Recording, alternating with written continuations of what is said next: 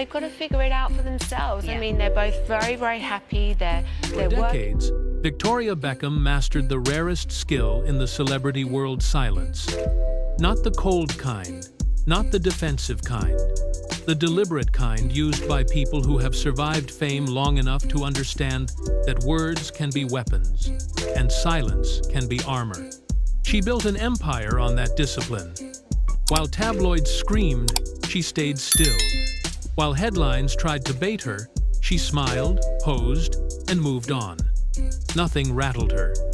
Nothing cracked her composure. But on one particular night in London, that armor finally split. It was supposed to be another flawless gala, chandeliers glowing like crystal fire, cameras flashing in measured bursts, and a guest list stacked with the usual constellation of power and elegance. Victoria was on stage presenting an award, poised in that effortless way only she can manage. Chin lifted, posture perfect, voice steady. And then, something shifted.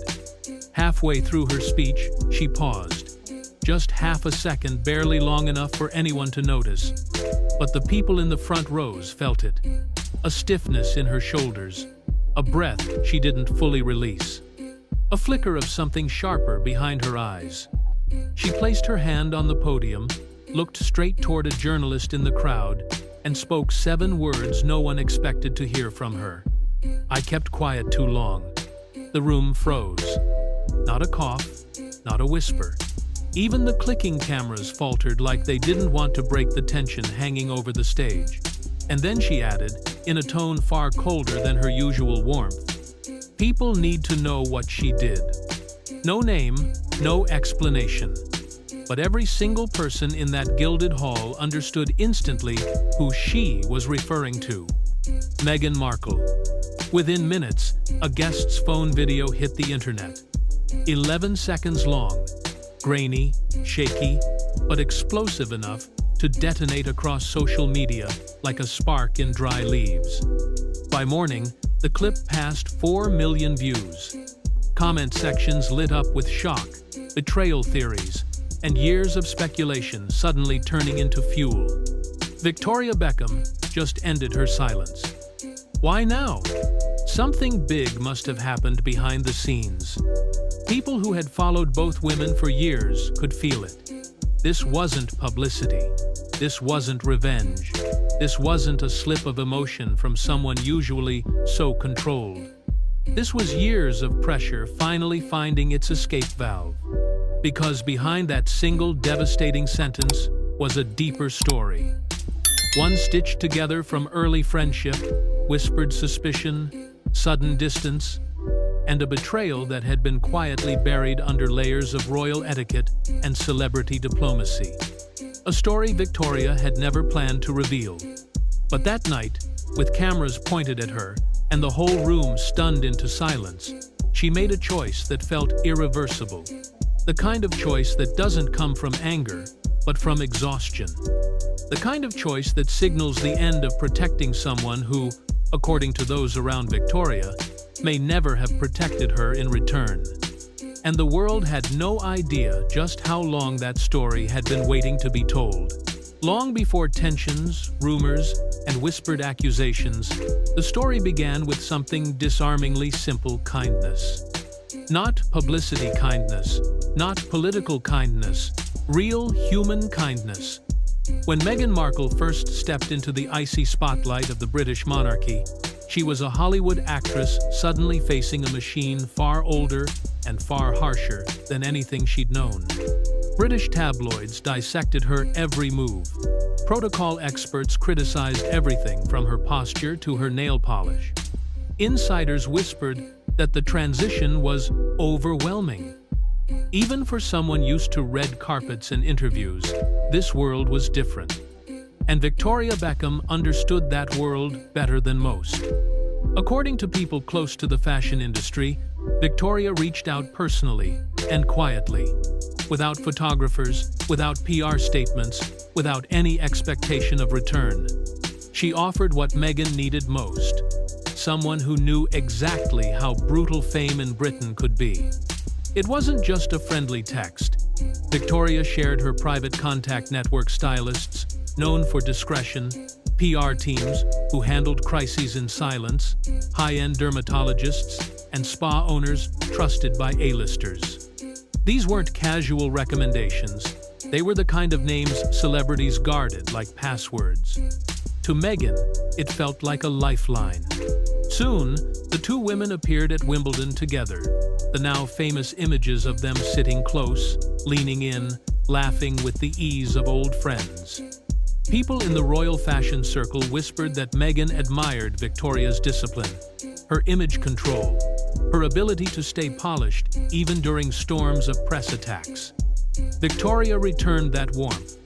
She even sent pieces from her fashion label directly to Kensington Palace for Meghan's fittings. One assistant later said Victoria didn't have to do any of it, she chose to, because she wanted Meghan to feel supported, not scrutinized. For a moment, it looked like the beginning of a powerful alliance. The Hollywood Duchess and the British fashion icon. Two modern women navigating an old institution. Interviews quoted Meghan praising Victoria's designs. Victoria's team quietly celebrated the newfound royal approval. Fashion editors wrote that the partnership could reshape the British-style landscape.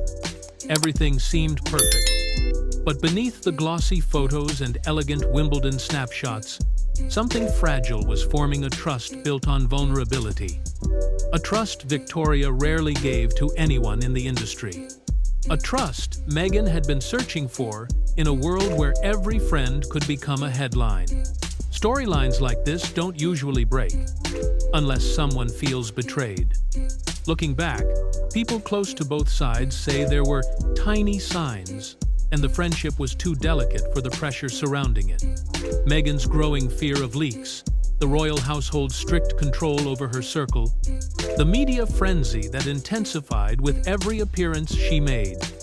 But at the time, neither woman could see the fractures forming. They were too busy trying to survive the spotlight. And no one, not even Victoria, could have predicted how fast that early warmth would turn cold, or how deep the silence between them would later cut. By late 2019, the glossy exterior of their friendship had begun to warp. Not in a dramatic explosion, not in a public fallout, but in something far quieter, a shift so subtle that only the people closest to both women noticed it at first. According to those familiar with the royal environment at the time, Meghan had become increasingly guarded. The pressure was suffocating. Headlines dissected private moments, details only a handful of people could possibly know. And in a world where leaks could destroy reputations overnight, suspicion grows like a weed, slowly at first, then uncontrollably. That was when the whispers began. Someone, Meghan believed, had betrayed her trust. It wasn't an accusation made aloud, but a fear repeated quietly behind closed doors. Sources later said Meghan started tightening her circle, eliminating potential leak points one by one. People she once spoke to daily suddenly felt distance. Messages went unanswered. Invitations never arrived. The palace, always hyper-aware of public perception, became even more protective of her image. And somewhere in that tightening circle, one name began surfacing in speculation: Victoria Beckham. At first glance, the rumors sounded absurd. Victoria had protected her own privacy with almost militant discipline for decades. She had built her brand on discreetness. She knew the cost of leaked conversations better than anyone. Why would she ever risk it? But fear rarely listens to logic, especially when the world is watching.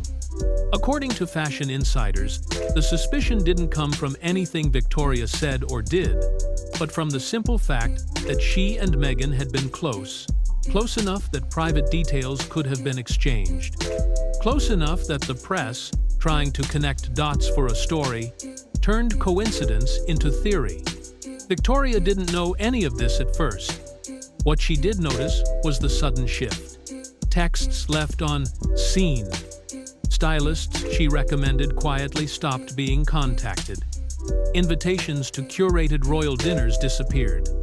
A coolness settled where warmth used to be.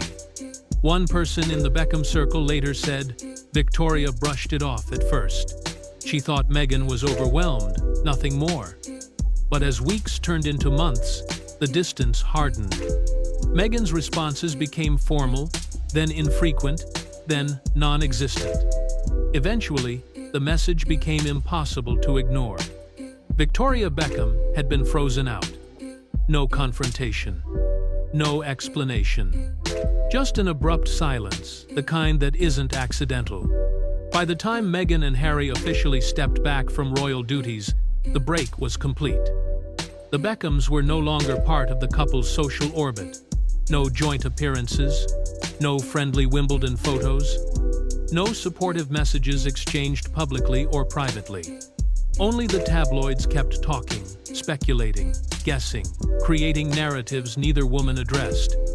And in that vacuum, the first crack widened. Victoria returned to her work, building her fashion empire with her signature discipline. Meghan moved continents, stepping directly into Hollywood's arms.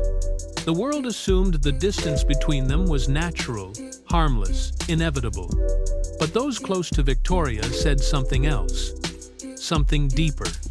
She was hurt not by a fight, but by the erasure, the quiet removal from someone she had once gone out of her way to help. The feeling of being cast aside without a word. Still, she said nothing. Not yet. Because even cracks stay hidden. Until something finally breaks them open. Silence is strange. It can comfort, or it can punish.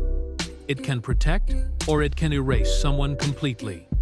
And for years, silence became the only language between Victoria Beckham and Meghan Markle. After the whispers, after the sudden distance, after the subtle but unmistakable freezing out, both women slipped into separate worlds.